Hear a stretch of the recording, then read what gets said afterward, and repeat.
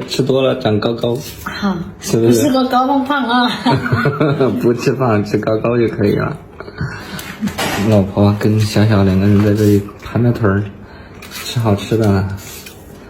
在家里有这个吃的吗？没有，没有啊。小小说可以上午12小小吃吗？这个啊，对，这是黄焖鸡米饭。他说他喜欢吃，在我说没有，他想吃。家里没有。那在这里工作，天天在这里就可以啊，每一天都可以吃啊。明天回家就没有吃的了。对。有人。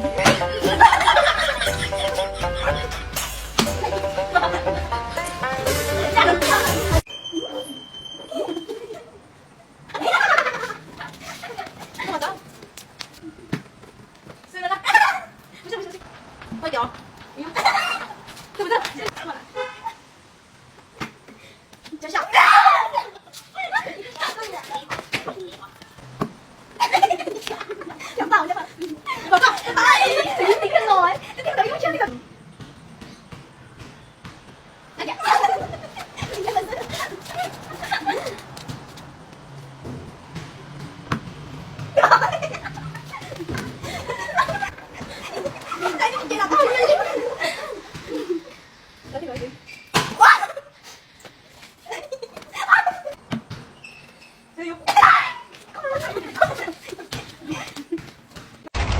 你的梦，搞海雕，做假小宝哥，搞有了赞助个小宝哥，头脑背的小宝哥了，长度也高点，个头对点哥哥要擦，人头个小宝哥。节目组，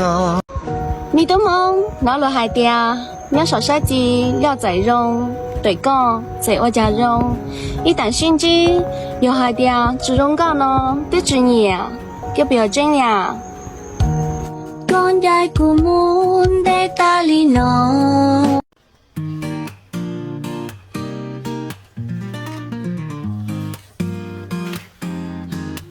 ถ้าโลกปกเปลี่ยนคงบอกพบกันแฟนเก่าขอให้ไปดีเดินนั้น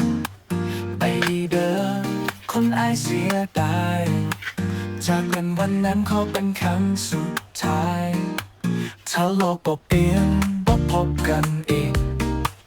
ไอ้คำบอกคำนี้บอกลาน้องเด้อดีใจสัตว์นี้เฮาได้พบเธอถึงบ่ได้ตั้งขอได้ไปดีก็พอ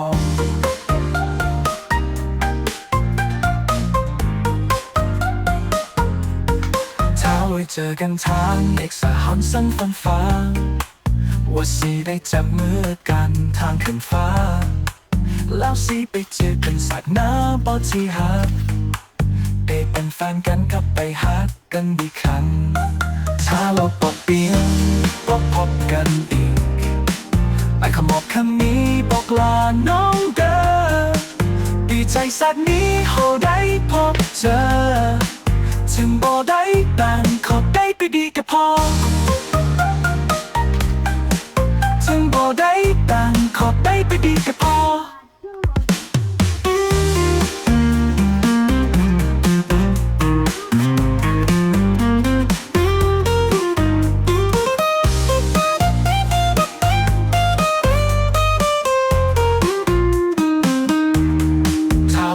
เปลี่ยนบอกพบกันอีก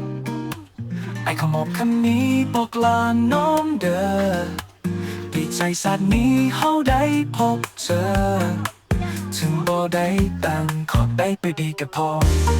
ถ้าเราบอกเปลี่ยนบอกพบกันอีกไอ้คำบอกคำนี้บอกลาน้องเด้อดีใจสัตว์นี้เฮาได้พบเจอถึงบ่ได้แต่งขอได้ไปดีก็พอขอได้ไปดีก็พอขอได้ไปดีก็พอขอได้ไปดีก็พอ